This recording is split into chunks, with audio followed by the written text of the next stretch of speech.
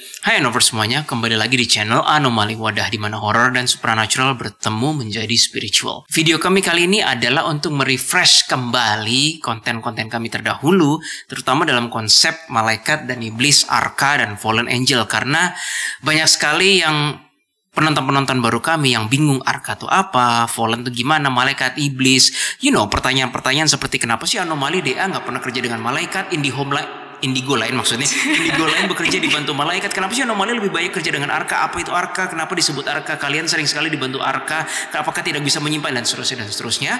Itu pertanyaan akan kami coba jawab di video kali ini. Dan di video kali ini juga gue akan bercerita seperti yang story gue di Instagram, hubungan pribadi gue dengan Luke alias Lucifer, dan mungkin sedikit cerita bagaimana update hubungan Jesslyn dengan Leviathan. Stay tune.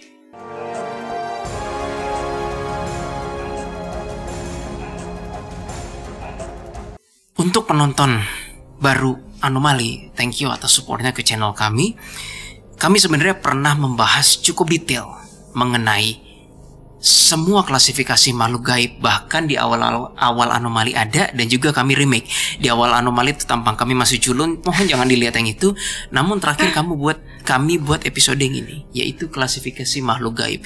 Di situ kami laying out semua yang kami tahu, mulai dari arwah, jin, HB, dewa, Grim Reaper, malaikat, iblis, fallen, dan juga arka. Di situ kami tuangkan semuanya.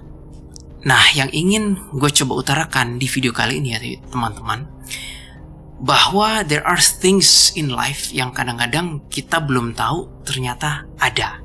Kami tidak berkata bahwa ini pasti benar, tetapi perpengalaman kami ada hal-hal yang mungkin dulu tidak terbayangkan, sekarang terbayangkan. Mari kita coba lihat contoh sederhana ini.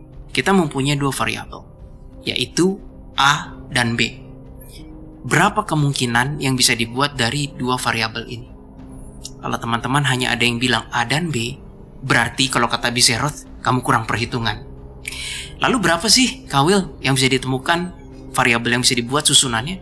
4, yaitu ada AB, ya kan? BA, AA, dan BB. Nah, dalam konteks konten kami kali ini, manusia taunya adalah selalu dualisme, gelap terang, kiri kanan, baik buruk, dan lain-lain. Tapi kalau kita pikir, memang tidak ada buruk di dalam baik atau baik di dalam buruk, ataukah terang di dalam gelap, gelap di dalam terang. Seringkali in our life kita menemukan hal itu, bukan? Begitu pula juga dengan yang AA, AB, BA, AB ini seperti. Kalau kita kaitkan dengan konteks malaikat dan iblis, itulah yang sebagian besar masyarakat tahu menurut literasi sejarah supernatural. Ya, dalam aliran yang lebih sempit lagi, kepercayaan tertentu, ada yang namanya malaikat jatuh. Betul ya, Lin ya? Yes, tapi itu tidak umum. Di beberapa kitab suci yang kami tahu, dan pada umumnya selalu kalau nggak mengenal si baik dan si jahat, si malaikat dan si iblis. Oke, sekarang kita perkenalkan lagi variabel baru, yaitu malaikat jatuh. Dengan demikian, kita sudah mengetahui adanya AA, AB, BA, misalnya seperti itu. Tetapi seringkali masyarakat melupakan yang BB terakhir. Manusia mengakui malaikat, yes. Manusia mengakui adanya iblis, yes. Manusia ada yang mengakui malaikat jatuh. Kenapa tidak ada yang mengakui bahwa iblis yang kembali kepada Tuhan? Kalau dipikir pakai logika, walaupun ini bukan sesuatu yang bisa dilogikakan, apakah ini tidak mungkin? Nah, itu bisa menjadi bahan perenungan teman-teman dan semua yang menonton ini. Of course, bukannya kami bermaksud untuk mendahului pendapat orang lain, tetapi istilah arka yang nanti kami jelaskan sedikit sejarahnya, itu juga kami juga baru tahu sekitar 2 tahun belakangan. Gue baru tahu ada yang vibrasinya sangat begitu kesannya iblis, namun kok sangat berkedaulatan, sangat menjunjung tinggi ketuhanan. Therefore, ada AA, AB, BA, BB, ada malaikat, iblis, malaikat jatuh, dan juga iblis yang berada di jalan Tuhan. Di pengalaman kami dan pemahaman kami sebagai Anomali, ada satu desain makhluk di universe ini yang sangat canggih, dan kami merasa ini meliputi seluruh jagat raya ini. Apakah itu kehendak bebas? Itu adalah menurut kami salah satu desain advance dan tercanggih, dan entah kenapa berlaku untuk semua makhluk jagat raya ini. Ada orang-orang yang berkata bahwa tidak bisa, malaikat tidak punya kehendak bebas. Gak apa-apa. Hai Ci. Ada yang berkata bahwa enggak, tidak bisa, malaikat itu semua serba patuh. Well, kenapa ada yang namanya malaikat jatuh? Itu menandakan bahwa malaikat pun punya kehendak bebas. Begitu pula dengan orang berkata, iblis nggak bisa, iblis nggak ada yang namanya bertobat gitu sekali dimateraikan lu akan masuk neraka gini-gini dan seterusnya. Itu anggapan orang secara khalayak umum. Betul. Ternyata yang kami temukan ada iblis yang diterima kembali bekerja pada Tuhan. Dengan demikian, yang kami temukan kehendak bebas berlaku di seluruh lapisan dimensional makhluk jagat raya ini, termasuk arwah, jin, dan lain-lain yang di episode klasifikasi makhluk gaib ini. Mungkin muncul pertanyaan dari teman-teman semua. Kalau Anover sudah pada tahu nih, tapi dari teman-teman semua penonton baru, bagaimana cara kita manusia biasa atau cara kami anomali membedakan mereka? Toh kita juga sering dengar bukan, malaikat bisa nyamar jadi iblis. Betul? Orang yang berkata, aku mendapat wahyu atau message dari malaikat, dibilang itu iblis nyamar. Lah, semua aja disuruh nyamar. Lalu kita tahu yang mana? Bingung kan? Pertama, kami anomali selalu doa dulu kepada Tuhan yang Maha Kuasa. Kami tidak terpaut kepercayaan manapun. Kami percaya bahwa this universe, this creation, ada yang disebut dengan sang sumber atau the source of creation, atau kita bilang the source, sang sumber. Kami selalu berdoa pada sang sumber bahwa tunjukkan kebenaran, jauhkanlah kami dari kebohongan. Dari situ biasanya entitas apapun itu, nggak tahu malaikat, iblis, fallen ataupun arka ya, pasti ada vibrasi energi yang berasa sekali di hati kami.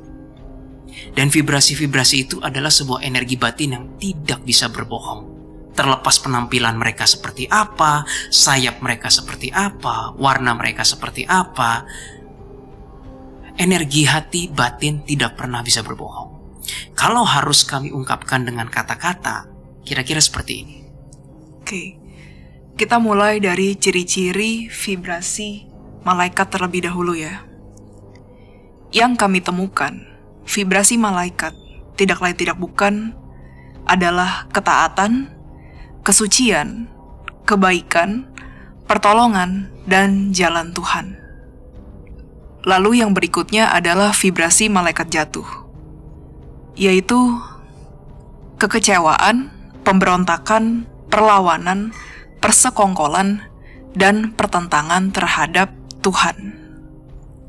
Setelah itu, ada yang namanya iblis.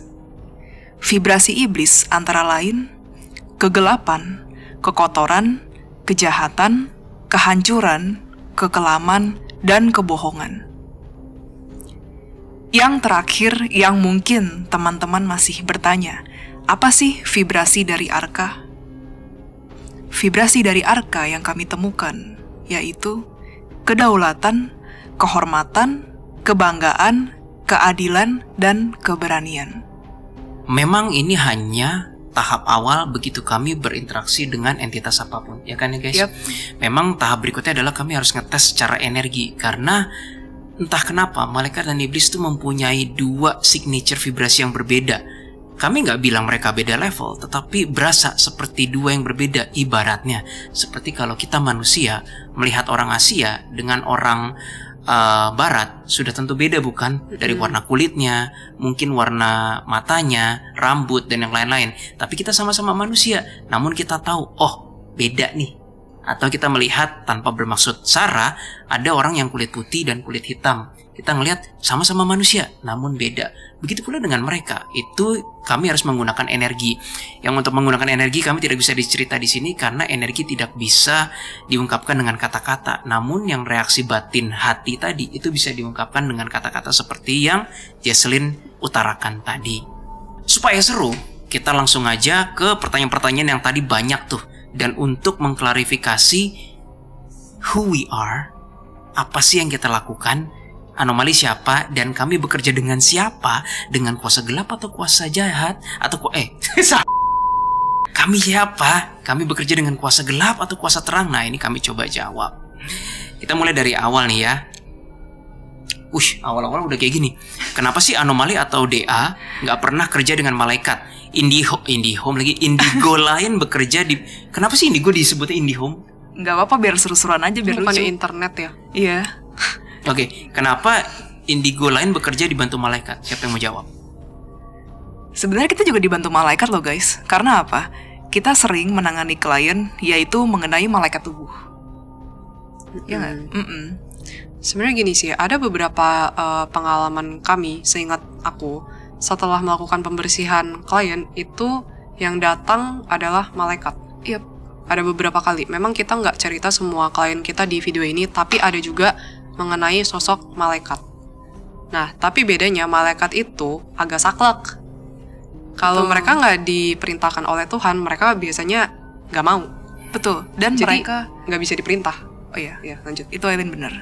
Dan mereka juga beberapa kali berbeda-beda ya. Jadi malaikat yang membantu kita, yang memang di-assign pada saat itu kita bertugas, itu tergantung dari misalnya Tuhan mau assign, ya udah hari ini malaikat A kerja sama anomali ya gitu. Nah nanti besoknya gitu ada kasus lain lagi, malaikat B kerja sama anomali ya gitu. Jadi memang jarang malaikat yang datang kepada kami itu selalu malaikat yang sama, itu jarang.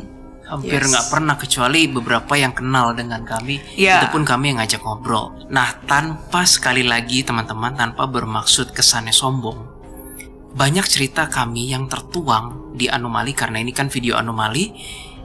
Sekitar berapa, Lin? About 1000 lah ya. 1000 kasus kan selama kita 3 tahun kan. Sekali lagi mohon maaf tanpa bermaksud kesannya sombong. Banyak yang kami dibantu malaikat, walaupun tidak bisa kami tuangkan satu-satu. Di video kami antara lain, kami pernah membahas waktu kami melawan dukun jarak jauh, yang dukunnya sampai ditabok malaikat. Remember? Iya. Ini thumbnailnya, judulnya terpaksa lawan dukun santet, matanya sampai copot. Itu kami dibantu malaikat. 2 lagi. Terus ada lagi, waktu itu kami pernah berkunjung ke hotel di Jawa Barat. Ingat episode itu? Itu bahkan Legion dibantuin malaikatnya di hall ya, sejenis ruang serbagunanya yang di lantai 2. Ingat kalian? Iya, ingat. Itu Legion dibantu oleh malaikat. Itu kami juga dibantu malaikat. Kalau Grim Reaper oke lah, mungkin teman-teman masih bingung Grim Reaper itu malaikat atau apa. Oh, speaking about Grim Reaper. Grim Reaper itu bekerja di kubu Tuhan. Memang ada Grim Reaper yang rogue alias yang membelot juga. Namun lihatlah Grim Reaper, serem, bawa sabit, nggak ada kesan malaikat-malaikatnya sih. Namun perawakan itu bukanlah segalanya. Betul. Dan Itulah ternyata tanda bahwa Grim Reaper pun yang tampangnya serem tetap bekerja di kubu Tuhan. Yep. Lalu adalah juga, ini episode lama kami mengenai John Bennett Ramsey. Ingat nggak yang Ramsey-nya dibawa sama malaikat? Ya, ingat. Terus di drop lagi apa gimana? Lupa kakak. Ingat ya, itu angel juga. Ya itu angel Malaikat. juga. Teman-teman bisa tonton kembali, itu bahkan 3 part. Part 1, part 2, part 3. Ada juga teman-teman yang ini bukan dibantu. Technically kami dilindungi waktu itu. Ingat episode Hotel Cecil Elisalam itu? Malamnya ada malaikat yang bernama Israel ditugaskan melindungi gua, dan episode kami di sini nih thumbnailnya yang judulnya wawancara bersama malaikat, itu adalah malaikat juga. Israel dan yang kecil siapa? Kami udah lupa. Teman-teman boleh menonton episode ini. Itu malaikat. Malaikat tubuh. Ini episodenya. Judulnya Yuk Kenalan sama Malaikat Jenis Ini. Jujur, dari sekian banyak jenis malaikat, anomali selama 1000 kasus rata-rata bekerja paling intens, paling sering bersama malaikat tubuh. Betul. Betul ya, Aileen, Betul. Jaslyn. Jadi kadang-kadang klien bertanya pada kami, ini coba boleh dilihat nggak racun tubuhku apa, dan seterusnya seperti episode yang tadi itu. Ya kami bilang nggak boleh inilah, nggak boleh ini. Itu malaikat semua yang membantu kami, bukan iblis guys, bukan. Ada lagi kisah akhirnya kenalan dengan fallen angel tergaul yang ini. Thumbnailnya ternyata malaikat ini pernah segeng sama Lucifer. Ini contoh fallen. Sephilim ya namanya. Sephilim. Dia yang tandem dengan pemilik episode hotel di Jawa Barat ini. Ingat guys? Itu juga malaikat, walaupun technically dia fallen. Kalau teman-teman nonton episode ini, teman-teman akan mengerti kenapa Sephilim jadi fallen. Dan masih banyak kasus lagi yang lain, baik di anomali atau DA, yang kami pasti udah lupa. karena saking banyaknya. Tetapi bahwasanya pernyataan bahwa kok anomali dan DA itu tidak pernah bekerja bersama malaikat, itu adalah fakta yang sangat terbatas dan sempit. Itu loh. Tapi ya, tambahin dikit Boleh. mengenai malaikat. silakan. Jadi ada beberapa kasus klien kami. Menurut aku ini aku pengen share dikit. Jadi memang Jangan. Jadi memang saat itu kliennya itu ada main gaib atau enggak memang ada ampas-ampas sisa energi negatif. Nah, biasanya pemutusan kontrak dan lain sebagainya itu ketika aku bekerja itu ada malaikat yang ngebantu. Iya. Sebenarnya ada, tapi Ini yang di memang Tomang ya? Hah? Yang di Ada Tomang. beberapa sih, Iya. ada beberapa. Jadi itu pemutusan kontrak itu atas bantuan dari malaikat karena kita udah doa dulu. Terus akhirnya Tuhan mengutus ada biasanya 1 atau enggak 2 malaikat lah. Itu untuk pemutusan kontrak dan intinya biasanya sosok tersebut yang menyampaikan kamu udah janji, kamu udah minta tolong sama Tuhan, kamu udah berjanji sama Tuhan nggak boleh melakukan hal-hal yang negatif. Itu biasanya disampaikan oleh mereka. Jadi mereka itu kadang juga sebagai pembawa pesan ketika kita nanganin klien. Beberapa kali ya ada. Itu sih. Nah, terus kenapa kita nggak terus-terusan tandem banget sama malaikat? Karena yang kita tahu, karena ciri-ciri malaikat itu agak saklek. Biasa kalau nggak diperintah sama Tuhan, mereka nggak mau gerak. Aku belum pernah menemukan manusia yang bisa memerintah malaikat, kecuali itu fallen. Biasa mereka itu sosoknya nggak mau diperintah dan emang benar-benar saklek. Misalnya Tuhan kasih tugas A, ya udah mereka cuma melakukan A. Mereka nggak akan melakukan A absen. Dan biasanya mereka baru datang ketika kita benar-benar minta ke Tuhan. That's why kalau teman-teman perhatikan, kapan kami anomali langsung kayak minta tolong malaikat ini dah, minta tolong.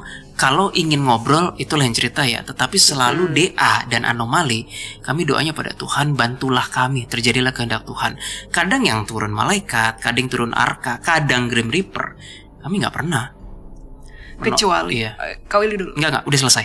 Kecuali malaikat tubuh yang milik masing-masing kita bertiga. Iya. Iya. Kenapa itu lebih tandem? Sebenarnya kita bisa koneksi dengan malaikat tubuh si orang tersebut ya, tapi lebih makan waktu. Sedangkan ketika kita konsultasi dan orang nanya, itu kan ada batas waktu kan. Nah, ada batas waktu. Nah, kita mikir gimana se-efisien mungkin.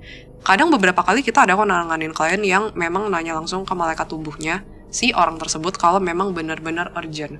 Tapi selebihnya kita pakai malaikat tubuh kita sendiri karena kita harus nyari ulang lagi kalau misalnya nyari malaikat tubuh orang kan. Belum manipulasinya Ya. gitu kan dan lain-lain. Jadi untuk menghemat waktu biasa Betul. kami menggunakan dan Malaikat menanyakan tubuh kami. informasi. Iya. Dan karena kita udah kenal dengan vibrasi malaikat tubuh kami sendiri, jadi manipulasi itu akan lebih less lah. Minimal. Betul, lebih Iya. less terjadi dan ya secara general yang dibutuhkan oleh klien tersebut bisa disampaikan melalui malaikat tubuh kita. Begitu. Gahemoth, Seymour, Fohrons. Itu adalah nama-nama malaikat tubuh kami. Nah kadang kalau begitu ditanya kayak, kalau gitu anomali kenapa ketika lagi harus menghadapi iblis atau hantaman teman nggak minta langsung kepada malaikat? Sebenarnya ya kami belum pernah mencobanya, tapi gua rasa mungkin bisa. Dan in fact rasanya sih bisa. Tetapi begini teman-teman, kami ciptaan Tuhan. Malaikat dan iblis juga ciptaan Sang Sumber. Kenapa kita nggak mohon kepada Sang Sumber langsung? Lebih bijak bukan daripada mohon kepada sesama ciptaannya. Itu prinsip kami. Nah, aku mau nambahin sedikit. Sebenarnya kita, again yang tentang malaikat tubuh, kita nggak pernah memerintah malaikat tubuh. Tapi biasa kita selalu doa dulu atas nama Tuhan, apakah kamu bersedia untuk membantu mengenai kasus ini. Ada sebagian malaikat yang sebenarnya agak ogah membantu karena ngeliat kliennya tidak melakukan perubahan. Itu benar. Ada yang bilang, udahlah racunnya telur aja gitu. Sisanya, padahal kita tahu kayak bermasalah itu. Ada. Tapi balik lagi, tetap kita walaupun kontak dengan malaikat tubuh kita juga doa sebenarnya ke Tuhan, minta tolong. Tapi memang cara cepatnya ke si malaikat tubuh kita ya biasanya. Gitu. Guys, kami tuh sering banget diserang, nggak tahu sama siapa dan kami udah nggak mau cari tahu. Kami dalam menangani klien, ada ribuan klien kami di luar sana. Ya kami tidak bisa mengharuskan mereka testimoni kan, tetapi tidak pernah sekalipun kami bekerja bersama klien tanpa didahului doa. Tidak pernah. Karena kami sadar banget kami bekerja di bawah kuasa Tuhan dan kami harus berlindung senantiasa kepadanya. N huruf besar. Tanpa kuasa Tuhan, kami bukan siapa-siapa guys. Kami bisa kena serang, kami fragile, kami rentan. Tidak pernah dalam pekerjaan apapun supernatural kami tidak berdoa, tidak pernah. Dan kami juga bukan orang suci, bukan orang sakti. Bukan. Lanjut ya teman-teman. Awal mulanya Arka seperti apa? Wah, ini mesti kakak yang cerita ini. Singkat aja ya guys. Ada di episode ini, kembali ini thumbnailnya, episode Arka. Sebenarnya awal-awal gue ketemu Arka itu, ya teman-teman gak bisa lihat sih, di kamar gue yang lama itu, tiba-tiba gue kayak dibungkus dengan sekitar setengah lingkaran iblis gitu. Jadi kalau gue begini, tiba-tiba kayak ada iblis dari belakang punggung gue gitu, yang ngebungkus. Tapi again, seperti yang vibrasi Jesslyn tadi katakan, seharusnya kan adanya kejahatan, kebencian, kebengisan, whatever lah yang negatif-negatif. Gue tidak merasakan itu. Di kepung itu yang gue rasakan adalah kayak kehormatan, kedaulatan, keberanian. Jadi kehadiran mereka tuh membuat gue berani untuk gue begini kayak balikin muka, lalu gue bingung. Ternyata kalian toh, ini belum tahu istilah Arka, ternyata kalian yang selama ini gue pikir iblis ternyata bekerja pada Tuhan. Apa sih kalian itu, gue tanya. Siapa sih kalian? Disitulah pertama kali gue mendengar istilah Arka. Sebenarnya Harka, cuma H-nya tuh seperti nggak dibaca. Arka. Dan gue pernah cerita ini di beberapa konten lain. Gue cari-cari di Google, nggak ada ya guys ya. Bukan arca patung ya, bukan. Ada itu arca patung, bukan. Ini Arka pakai K. Nggak ketemu di mana-mana. Sampai tiba-tiba ini kayaknya lebih dekat ke Hinduism. Arka artinya elder brother. Dengan kata lain sepertinya mereka adalah makhluk yang lebih tua dari manusia. Kakak lebih tua, ya technically mereka emang diciptakan lebih dahulu dari human. Oh, gue baru tahu. Maybe Hinduism knows something we don't. Tapi spellingnya agak beda dikit sih. Agak beda dikit, agak beda. Itu aku mau spill dikit gak?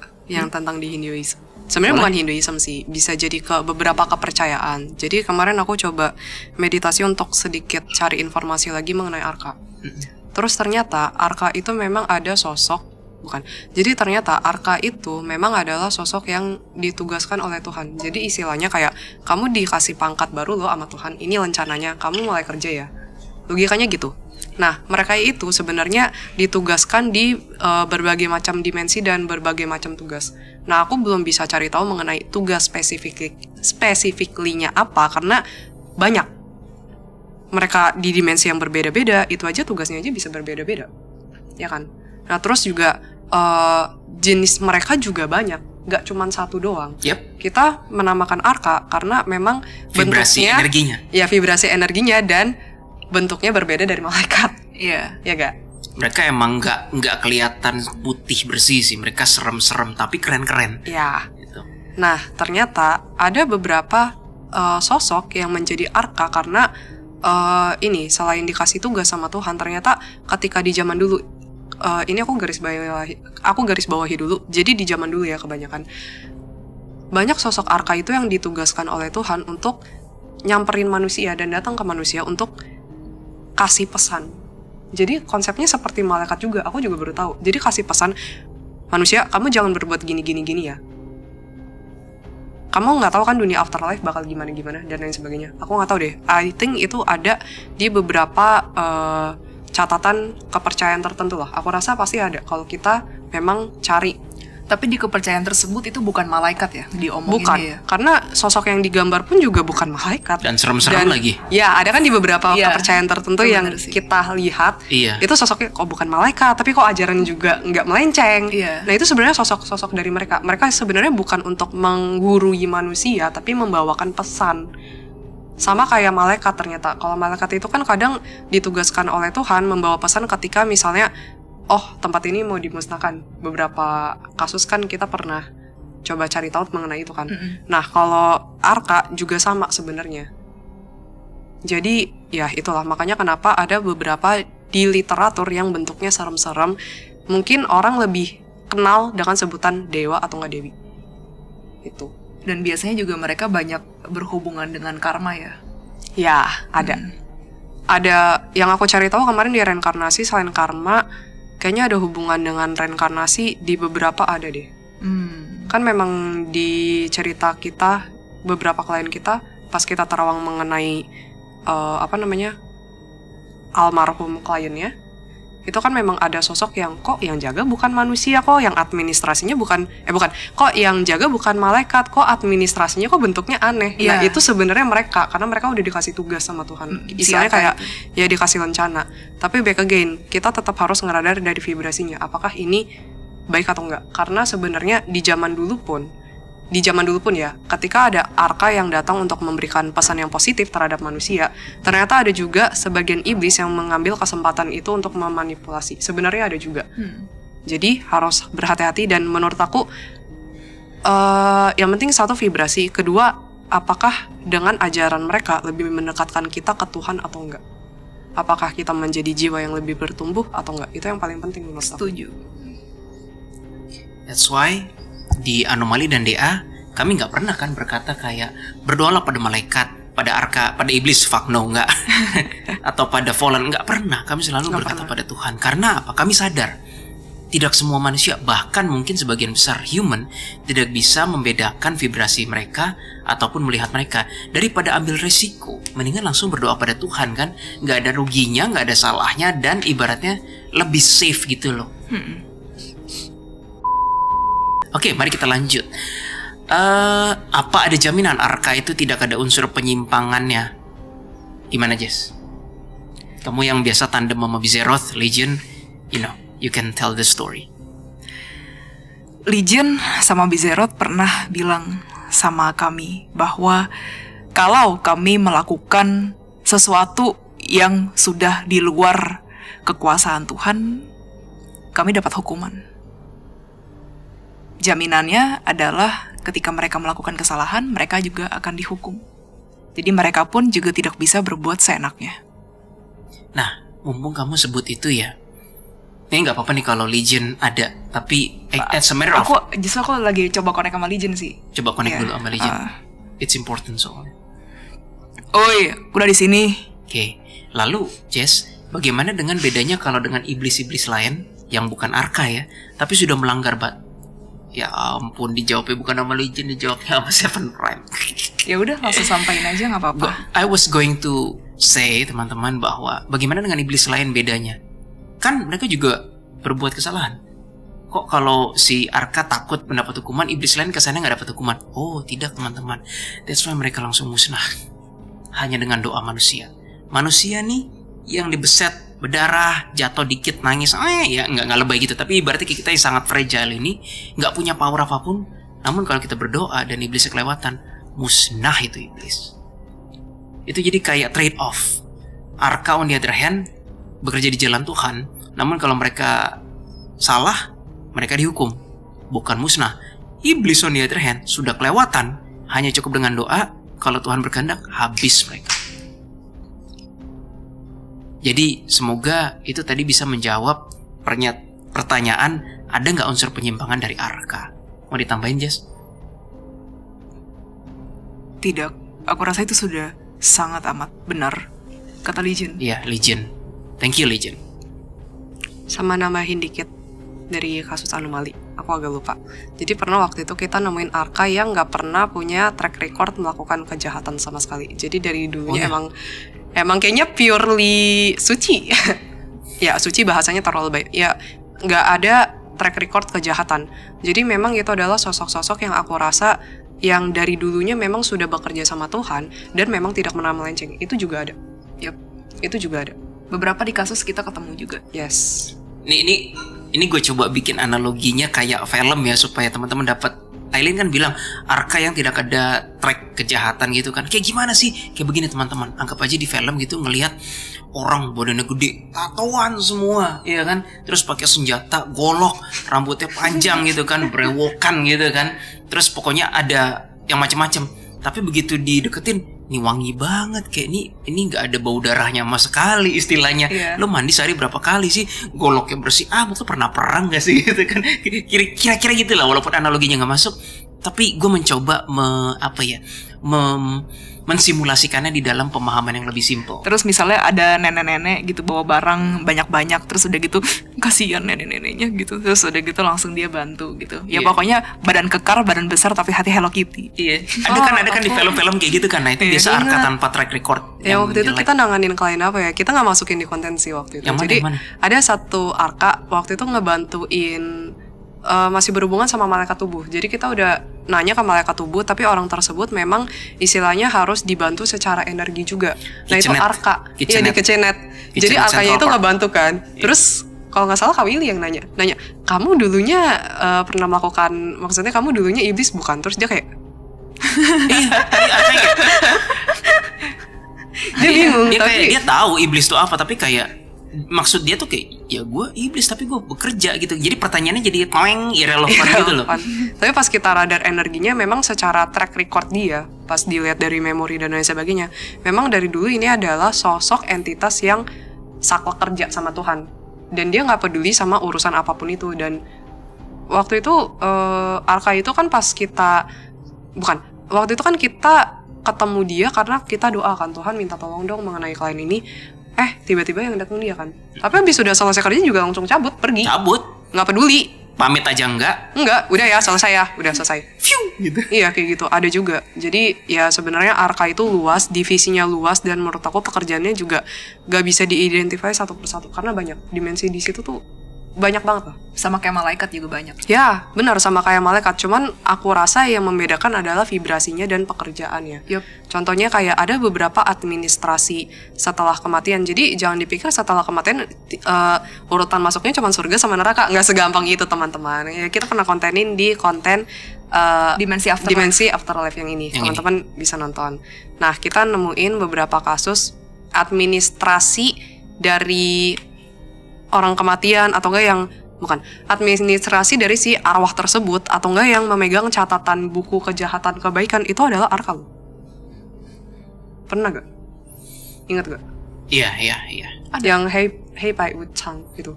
Wuchang, iya. Itu I don't think itu malaikat sih. Enggak sih, lidahnya panjang begitu, nggak ada sayapnya, ya kan? Tapi nggak jahat. Tapi bekerja di, manajemen Tuhan. Gitu. Menurut aku itu kategorinya adalah arka, karena mereka bekerja juga di bawah administrasinya Tuhan. Ini sama kemarin aku dapat pencerahan. Jadi gini, peraturan itu yang dikasih itu Tuhan, yang buat peraturan adalah Tuhan, tapi mereka itu yang kerja. Kayak contohnya kayak di suatu gedung gedung, contohnya apa sih itu, yang hukum, gedung hukum. Yang buat peraturan hukumnya adalah Tuhan. Nah, tapi yang jadi hakim kan bukan yang buat peraturan dong. Nah, yang jadi hakimnya, yang jadi polisinya, terus jadi yang bagian administrasinya, itu adalah arka. Nggak bisa. Arka dan kayaknya beda deh. Enggak, analogi. Bukan, analogi itu nggak bisa, soalnya korupsi mulu. Kita analogikan ini adalah bagian lembaga hukum yang memang adil dan baik ya. Maksudnya ini lembaga Tuhan. Nggak bisa. Ya kan korupsi mulu, susah. Cari analogi lain. Negara mana tuh? Ya di semua negara juga lembaga hukumnya ada yang korup. Ya analoginya gitulah ya. Ini tentang BIN. Jadi misalnya kayak polisi yang mungkin selama ini kayak muncul, ya tapi di luar dari korupsi lah ya. Polisi yang muncul itu biasa yang di image orang baik-baik malaikat. Terus udah gitu yang misalnya dia nyamar jadi tatoan itu arka. Ya polisi berpakaian preman kan. Orang lihat kayak ini penjahat ya, padahal itu polisi istilahnya. Itulah arka. Itu arka. Apakah setelah itu Adam tadi botolnya jatuh? Apakah setelah menjadi arka terlihat beda auranya dibandingkan iblis biasanya? Gimana? Apakah setelah menjadi arka terlihat beda auranya? Mungkin pertanyaannya gue revise. Apakah arka terlihat beda auranya dibandingkan iblis biasanya? Lebih ke vibrasi yang kami rasakan. Vibrasi energi sih. Vibrasi. Daripada aura itu aku bingung sih pengertian aura itu apa dulu. Lebih ke vibrasi energi sih. Aura tuh susah teman-teman. Kami nggak bisa. Aura kalau cuman diidentifikasikan dengan warna energi kita, ya itu nggak menentukan. Betul. Tapi vibrasinya. Vibrasi batin hati itu. Ya. Balik lagi, kalau iblis itu kami merasakan adanya udang di balik batu, kejahatan, ada maunya, ada yang lain-lain dan seterusnya. Kalau arka tuh hanya ada keberanian, kedaulatan, apalagi tadi kebanggaan, Ya seperti itu teman-teman, berasa sekali bedanya. Dan biasanya mereka arka itu lebih saklek kerja juga sih. Jadi mereka nggak terlalu suka bohong sebenarnya. Yup. Berbeda dengan iblis. Iblis itu menurut Bukan nggak suka bohong, nggak bisa bohong mereka. Mereka nggak bohong. Iya sih, benar. Nah, beda sama iblis. Menurut aku iblis itu salah satunya agak terkutuk sih.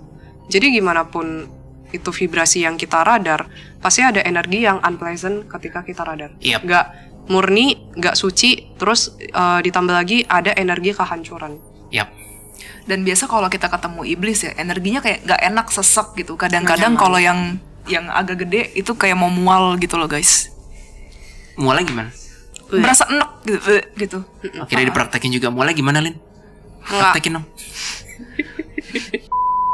Oke, tadi ke masalah kehancuran, dan gue mau revise sedikit.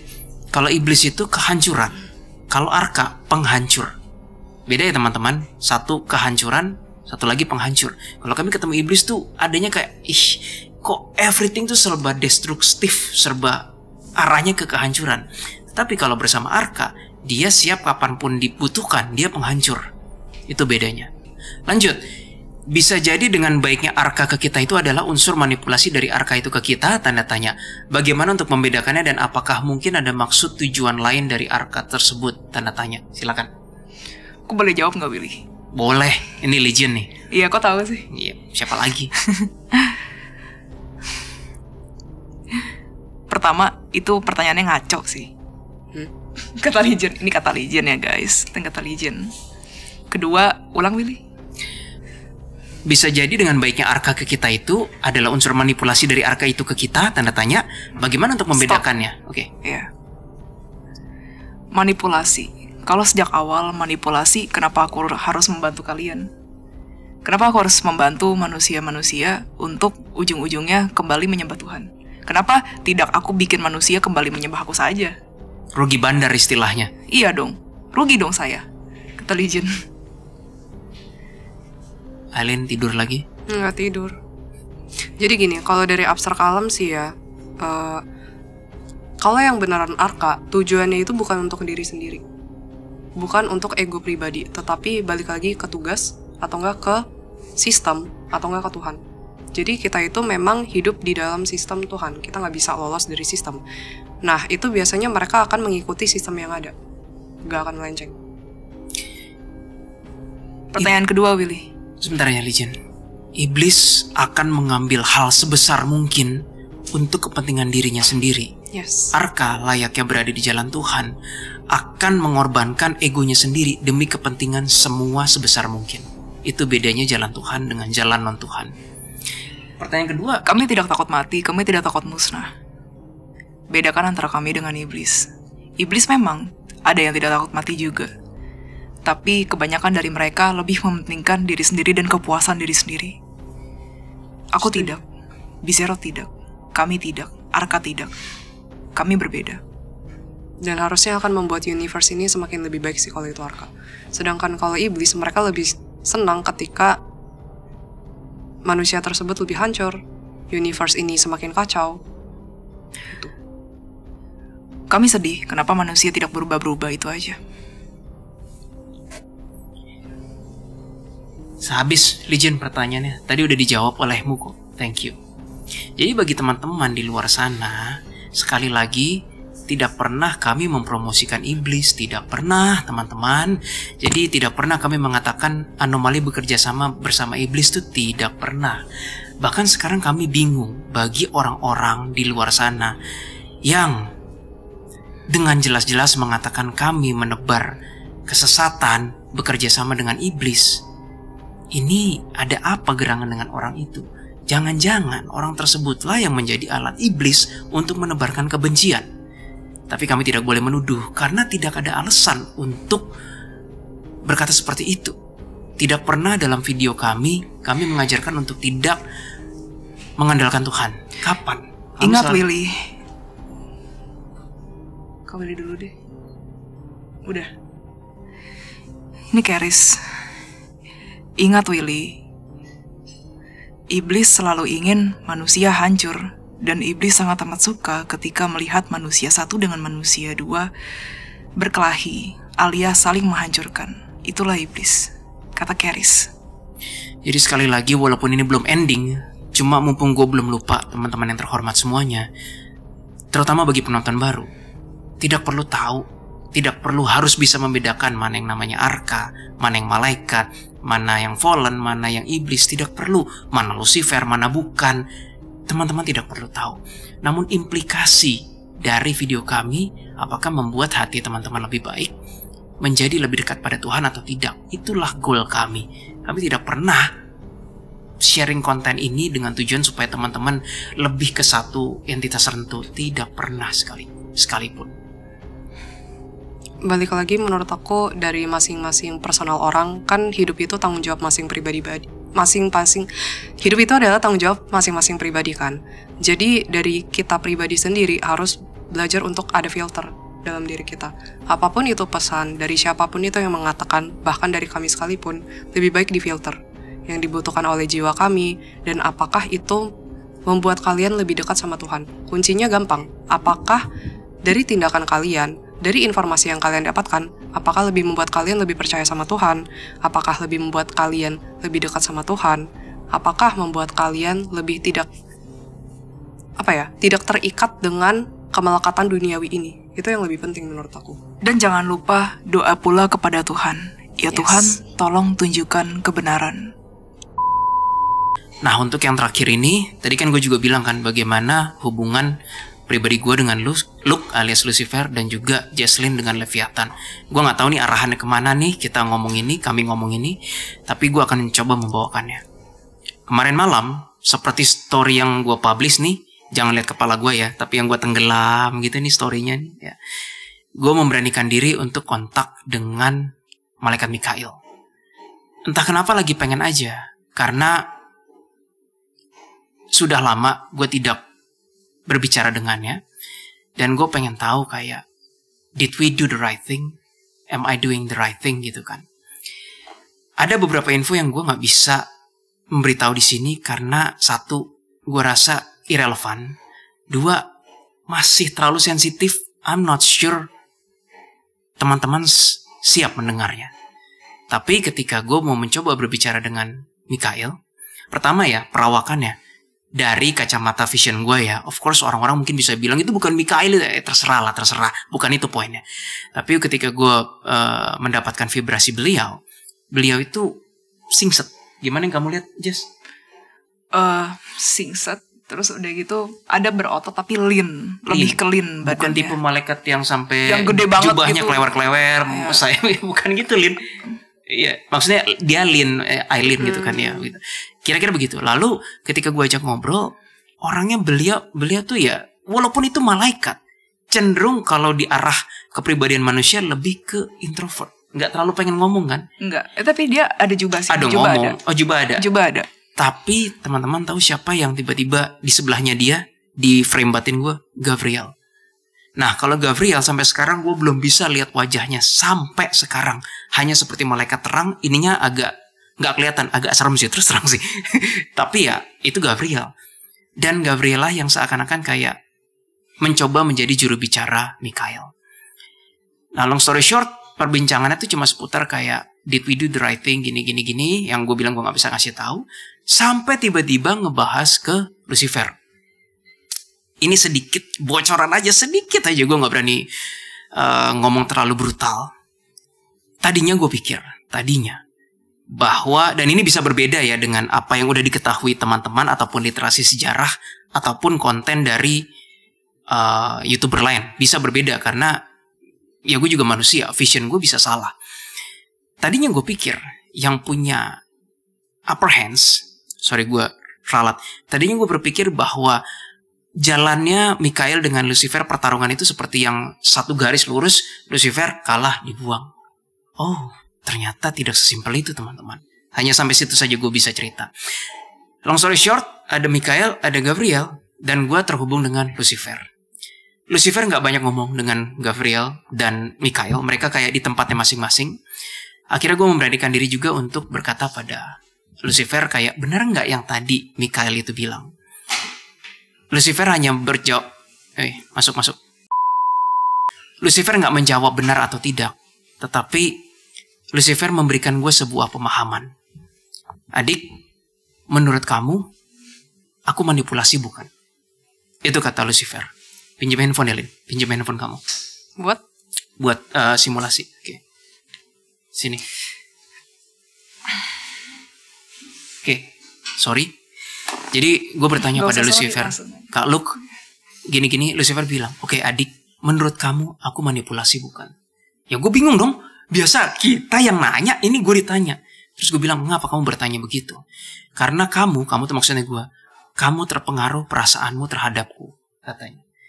Cobalah netralkan perasaanmu, dan sekali lagi kamu doa, tembakan energimu kepadaku, dan katakan padaku, aku manipulasi atau tidak. Ya udah, gue coba netralin, gue hilangin rasa sayang gue anggap kayak, tapi gue juga nggak mau anggap Lucifer musuh, gue anggap kayak ada nih Lucifer kan gitu, gue tembak kan.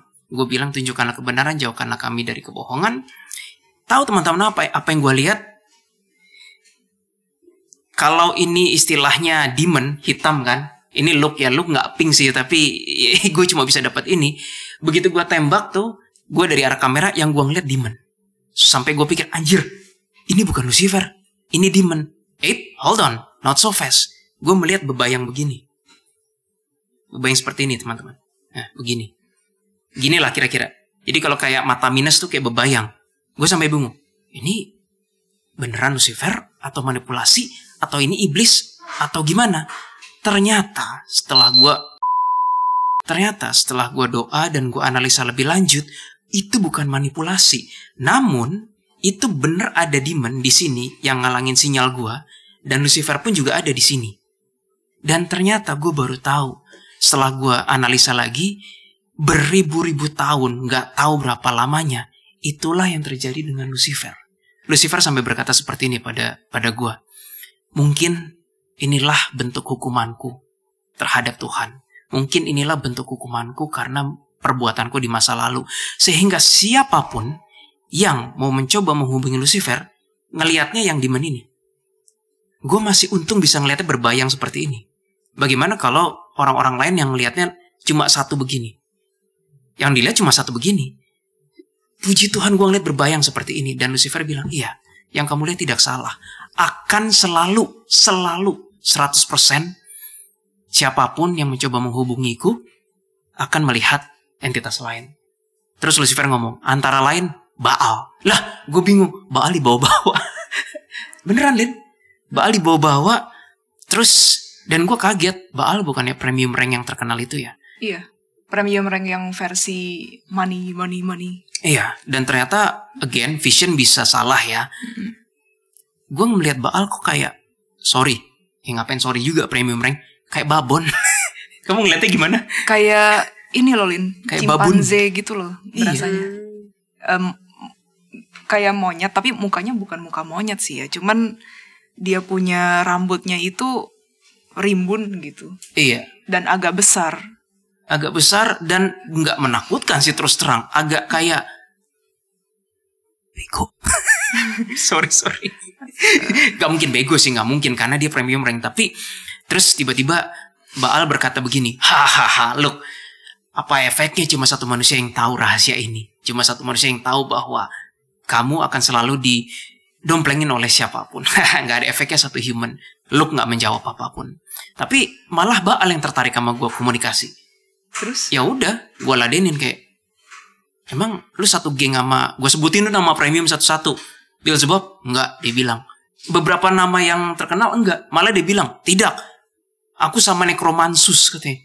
Who the hell is Necromansus? Gue gak tahu.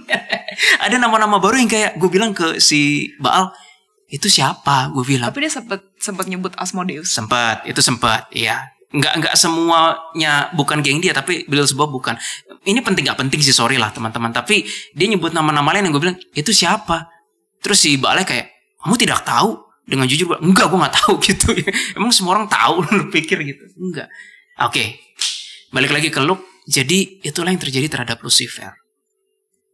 Kelihatannya siapapun yang berusaha dengan sadar atau nggak sadar, sengaja atau nggak sengaja, pasti akan berbayang seperti ini.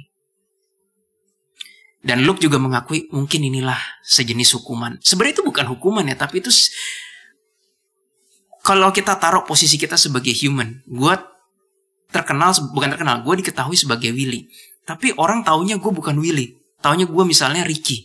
Gimana perasaan gue? Itulah perasaan Luke. Itu yang terjadi pada Lucifer selama ribuan tahun.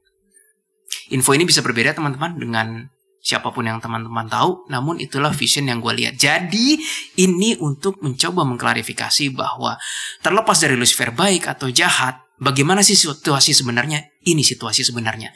Dan kalau berdasarkan vision ini, nggak kebayang teman-teman berapa ratus ribu cerita yang bisa bercabang karena mengenai Lucifer ini. Ya semua yang dilihat berbayang begini manipulasi semua. Ya kan? HP. Kamu lihat sebenarnya nggak ada HP, Lin. Kamu termanipulasi. Sebenarnya hanya ada satu handphone, yaitu handphone kakak gitu. You see no HP. Itu hanyalah ilusi. Ya bisa loh orang HP gue lebih gede. Nah berikutnya mengenai Leviathan. Biarkan Jesselyn yang cerita. Boleh tolong tanya-tanya aja nggak? Supaya aku nggak ribet. Tanya-tanya aja. Dan tanya Dan. Lu jangan ribet aja, Dan. Gimana kondisi dia sekarang? Energinya, vibrasinya. Silakan. Oke. Energi yang agak jauh ya. Memang jauh. Dia jauh sih. Dia jauh. Enggak, aku memang nggak mau ngomong juga. Oke. Iya. Jadi kamu cuma dari memori ya? Iya, cuma dari memori aja. Jadi energi yang aku dapatkan mengenai Leviathan untuk sekarang adalah beliau tidak mau diganggu. Namun kalau aku dalam bahaya, entah kenapa beliau tiba-tiba bisa muncul untuk menolong. Tapi aku pernah nanya sama Leviathan. Tapi Levi gitu, aku panggil dia Levi kan. Tapi Levi, kalau begitu caranya berarti aku secara tidak langsung bikin perjanjian dong sama kamu. Aku bikin perjanjian dong sama yang orang-orang anggap iblis premium rank gitu. Terus kata dia, tidak.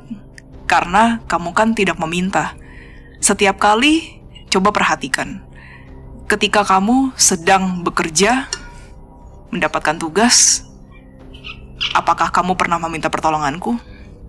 Terus aku jawab ke dia waktu itu. Tidak, Levi. Aku gak pernah minta pertolongan kamu. Aku selalu minta pertolongannya sama yang di atas, yaitu Tuhan. Lalu Levi berkata, ya sudah. Tapi izinkan aku untuk menolongmu tanpa dibayar atau tanpa imbalan apapun. Ya, kira-kira hubungan aku dengan Leviathan seperti itu. Tapi aku gak pernah minta pertolongan kepada Leviathan sedikit pun. Dan kalaupun dia datang juga, ya udah emang dia datang. Bukan karena aku yang manggil. Lebih ke seperti itu. Itulah definisi persaudaraan dalam Tuhan. Sesungguhnya, tanpa transaksi, tanpa embel-embel, yang ada hanyalah sayang kepada kakak kami, sayang kepada adik-adiknya, which is Leviathan dan yang lain-lain. Tidak pernah saling meminta. Kalau ada apa-apa juga, kami tidak pernah mohon pertolongan nama, tapi kadang mereka membantu. Itulah definisi persaudaraan dalam Tuhan. Mohon maaf, bukan seperti entitas-entitas lain yang, hati-hati teman-teman. Tadi kan Leviathan juga berkata bahwa, kan mau nanya kan, transaksi nggak? Enggak, aku memberikannya. Ada teman-teman, di luar sana ada entitas, dan ini bukan malaikat, bukan iblis, di bawahnya ya, yang ngasih trial kayak credit card. Bukan credit card, ngasih trial. Nih loh, dicicipin, boleh gitu kan. Ujung-ujungnya, kita pakai hati ya. Kalau memang dia benar-benar membantu dan dari Tuhan, kenapa ujung-ujungnya kita tertarik untuk harus membuat patungnya ke arah dia, menyembah? Itu udah nggak benar teman-teman. Oh iya, ada embel-embel di belakangnya itu loh. Ada embel gitu loh. Warna baju kakak. Hah? Yang mana? Yang hitam, orange atau hijau? Pilih, mau yang mana? Maksudnya itu kan? Yang mana? Iya, maksudnya itu. Tapi pilih dulu mau yang. Ya udah pilih ini aja ya. Yang bagus soalnya warnanya. Hijau aja lucu. Ya, yang hijau warnanya lucu ya. Ya itu. Jadi walaupun ini bukan bisa diatasi dengan akal sehat, tapi gunakanlah rasionalitas supernatural dan spiritual kita. Tuhan tidak pernah meminta kita embel-embel yang lain-lain. Tidak. Oke, sama aku juga mau ngomong juga sama teman-teman. Please ya teman-teman, jangan meminta kepada siapapun. Walaupun misalnya in this case Leviathan bisa kadang-kadang ngebantu gitu. Tapi please banget, jangan minta tolong sama, oh mungkin karena Kak Jess dibantu berarti Leviathan baik. Enggak teman-teman, please jangan nganggep seperti itu. Balik lagi ke menit kami nggak tahu di mana, mintalah kepada sang sumber langsung. Minta ke Tuhan langsung. Jangan minta ke laut, jangan minta ke warna yang hijau, ya jangan. Ya pokoknya langsung kepada Tuhan. Ya. Untuk menutup video kami kali ini, gue cuma punya satu penutup kalimat sederhana. Mungkin nggak berarti banyak, tapi gue percaya pasti menyentuh hati teman-teman semua. Entitas yang bekerja untuk Tuhan, di jalan Tuhan, tidak pernah sekalipun meminta imbalan ataupun meminta untuk disembah. Jika teman-teman merasakan adanya entitas yang membantu, tetapi minta sesuatu in return, baik waktu kita, baik energi kita, ataupun sesuatu, mungkin darah, nyawa, itu sudah tidak benar teman-teman. Sekian dulu video dari kami kali ini. Semoga video ini bisa bermanfaat bagi viewers baru Anomali. Dan bagi Anovers, thank you udah mengikuti kami selama hampir 4 tahun ini. Dan please klik like, share, and subscribe bagi penonton-penonton baru. Dan see you on our next videos. Bye-bye. Bye. Ada makanan di situ?